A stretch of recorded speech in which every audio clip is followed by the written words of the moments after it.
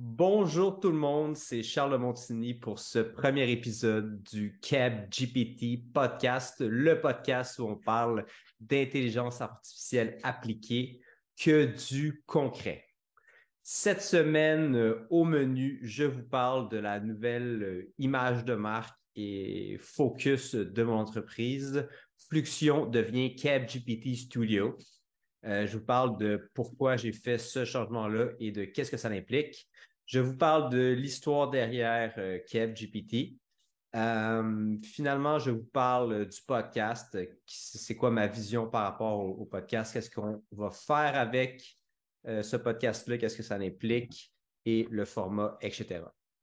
Donc, sans plus attendre, on peut tomber directement euh, dans ce changement de marque Fluxion que j'ai lancé il y a plus de 4 ans maintenant. On est dans notre 5e année. Le temps file. C'est fou. Donc, Fluxion devient CapGPT Studio. Concrètement, quand j'ai lancé Fluxion, j'avais envie d'aider les PME à tomber dans le bain de l'intelligence artificielle. J'avais envie d'aider les PME parce que mon grand-père avait une PME, plusieurs de mes oncles ont eu des entreprises, ma mère et mon père, tous les deux, avaient des PME. Et même mon père était a lancé une PME de logiciels dans les ERP, donc les systèmes de gestion, donc pour aider d'autres PME. Donc, c'était vraiment dans mes veines, dans le sens de vouloir faire ça. Je sais c'est quoi les problèmes des PME, à quel point c'est important pour le Québec, ce type d'entreprise. Au Québec, on en a beaucoup par rapport à d'autres sociétés occidentales. Donc, c'est d'autant plus important.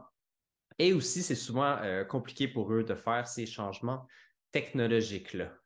Par contre, il y a près de 5 ans, c'était très compliqué d'aider les PME à faire ce type de changement. On était euh, très tôt, trop tôt peut-être. Euh, il y avait quand même des subventions. J'étais aussi au début de mon aventure entrepreneuriale, donc de cibler des challenges un peu plus compliqués, c'était un peu plus compliqué, get it?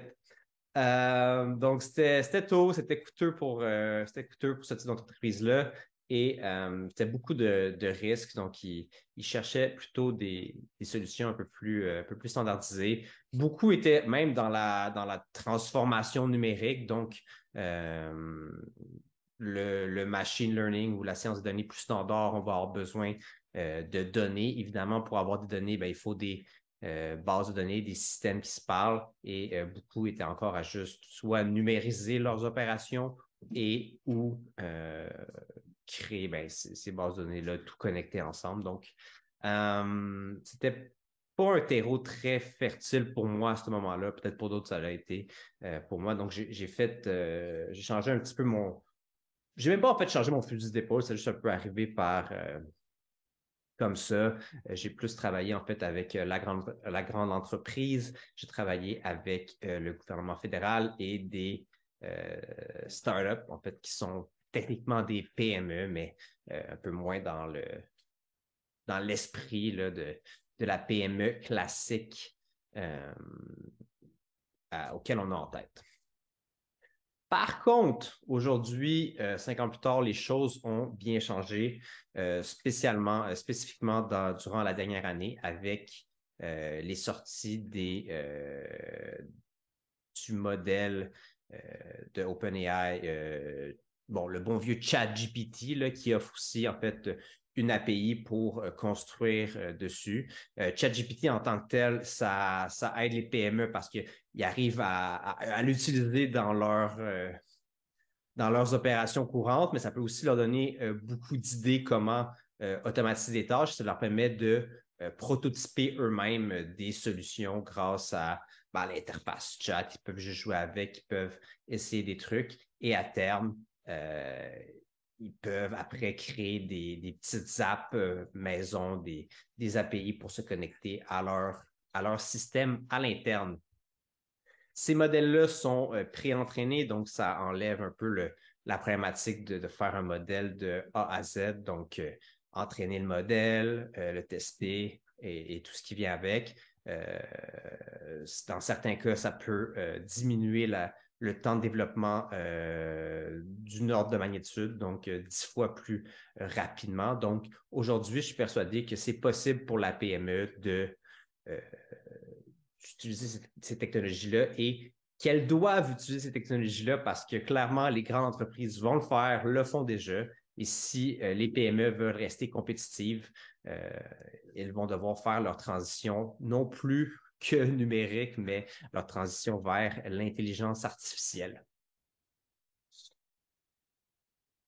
Et ça va être, évidemment, je pense, ceux qui vont réussir à faire cette transition-là, ça va être extrêmement rentable pour eux. Donc, une raison de plus pour les PME.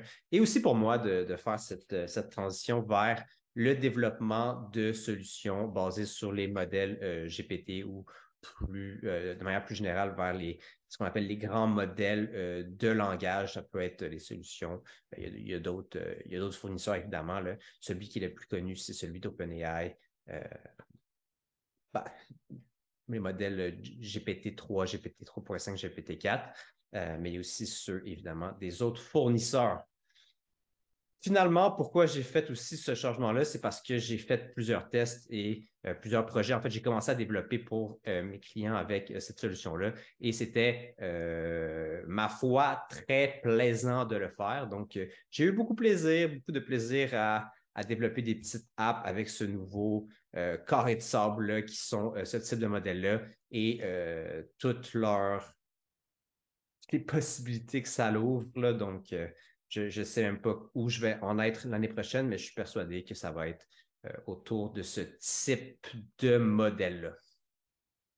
Maintenant, KebGPT Studio, ça vient évidemment de KebGPT, qui était en fait le nom de mon poisson d'avril. Donc, le 1er avril, j'ai sorti un agent conversationnel qui s'appelait KebGPT. J'ai le domaine kebgpt.com, un modèle qui, je disais, avait été développé au Québec pour un peu à la ChatGPT, mais qui parlait québécois. Donc, il sortait des expressions québécoises en plus de te rappeler de l'importance de la langue française et de sortir quelques anecdotes de l'histoire du Québec, comme la Coupe cette année de 93, le but d'un côté, des histoires par rapport à la poutine, la blabla 50, des trucs comme ça.